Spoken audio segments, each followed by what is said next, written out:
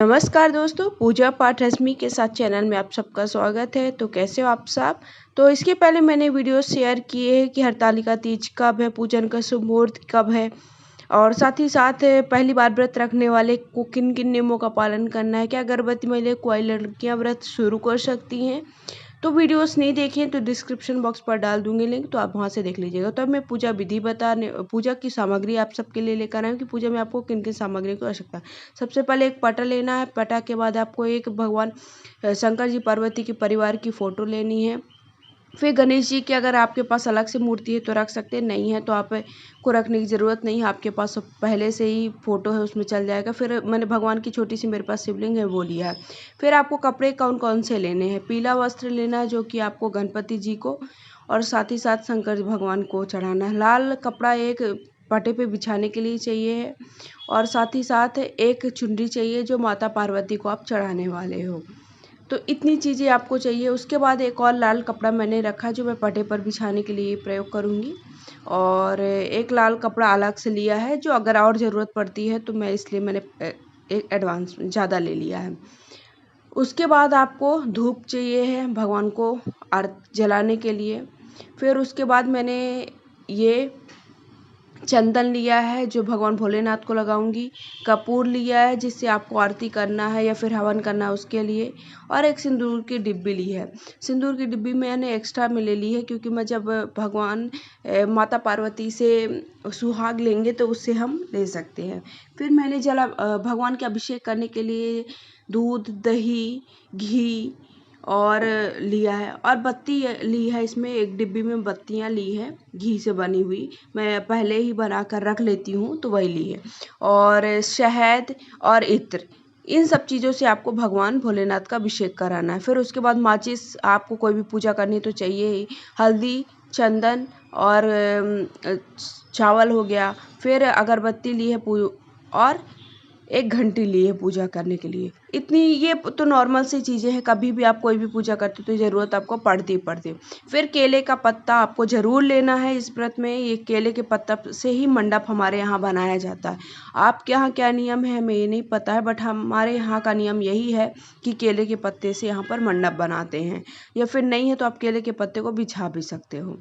तो मैं और उसके बाद आपको मैंने कुछ पैसे लिए हैं और ये कलावा लिया है और एक ठो मैंने दिया लिया है जिसमें मैं आपको कुछ भी ज़रूरत पड़ती है तो दिया मैंने अलग से एक ले लिया। फिर अभी मैंने जल भरकर एक कलश ले लिया है, इससे कलश बनाने वाली हूँ और इस पर मैंने पहले से ही कलावा लपेट कर रखा हुआ है। कोई भी व्रत में मैं पूजा करती हूँ तो कलावा लपेट कर ही रखती हूँ। फिर यहाँ पर हवन करने के लिए मैंने हवन कुंडी ली है। हवन ज़रूर करना है, इसमें आपको हवन मिस नहीं करना है।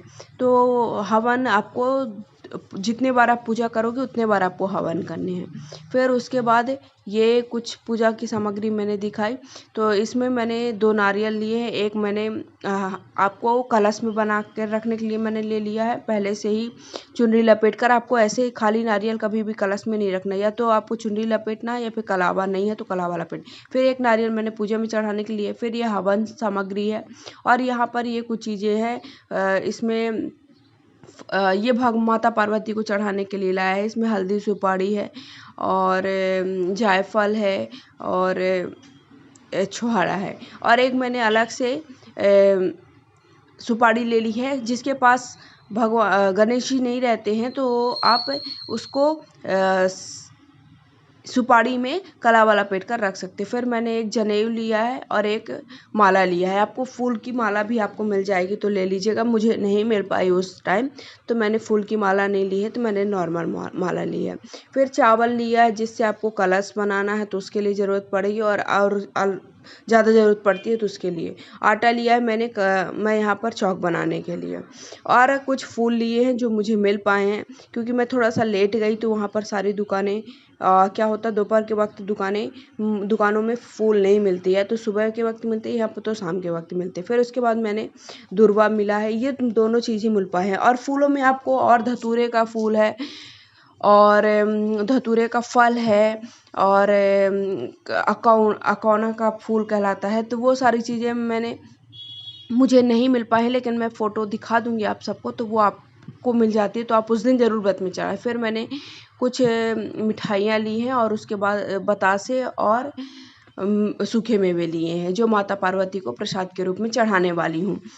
तो कुछ चीज़ें मुझे नहीं मिल पाई लेकिन मैं आपको ज़रूर बताऊँगी। फिर मौसमी फल जो भी आपको मिल जाते हैं वो ले लीजिए। फिर मैंने ये कुछ गुजिया अपने हाथ से ही बनाई है, मुझे वो बनाने वाली मशीन का मैंने प्रयोग नहीं किया है। और कुछ 7 ठो मैंने पूड़ियाँ बना ली है, मतलब वो रोट टाइप के कहलाते हैं, वो आपको इसमें चढ़ाने रहते हैं।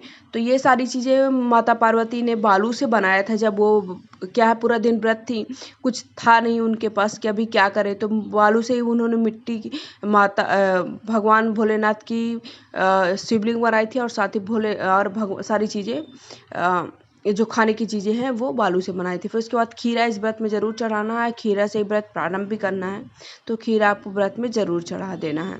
फिर उसके बाद कथा की किताब एक चाहिए आपको, क्योंकि जब आप पूजा करोगे, पूजा करने के बाद आपको कथा करनी है। भगवान की पूरी पूजा करो, फिर उसके बाद कथा करो, फिर हवन करना, फिर आरती करना। फिर ये एक मेरे पास माता लक्ष्मी माता की और गणेश जी की छोटी सी मूर्ति फोटो टाइप की है सिक्के में, तो उसको मैं भगवान की पूजा के लिए रख लूँगी। फिर ये माता पार्वती को चढ़ाने वाला ये माता पार्वती को सुहाग की सामग्री के लिए सिंदूरा जिसे कहते हैं, वो सारी चीज़ें हैं इसमें। ये अलग से पैक करके मैंने रख लिया है। तो ये माता पार्वती के लिए चूड़ी है, काजल है, बिंदी है और नेल पॉलिश है। ये सारी चीज़ें इसमें मैंने अलग से ये माता पार्वती को चढ़ाऊँगी।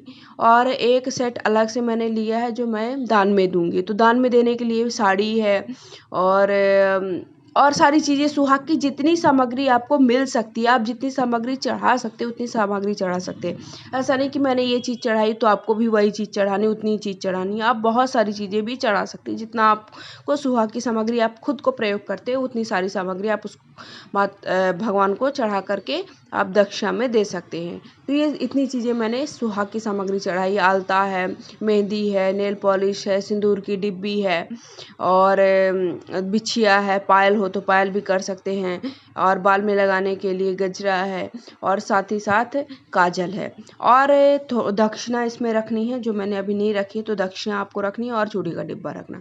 तो मुझे लगता है कि आपको मेरा वीडियो पूरा समझ में आ गया है किन किन सामग्री को आपको, और इसके साथ साथ फुलहरा रखना जो मुझे नहीं मिल पाया है। तो अगर वीडियो अच्छा लगा है तो वीडियो को लाइक शेयर ज़रूर करिएगा।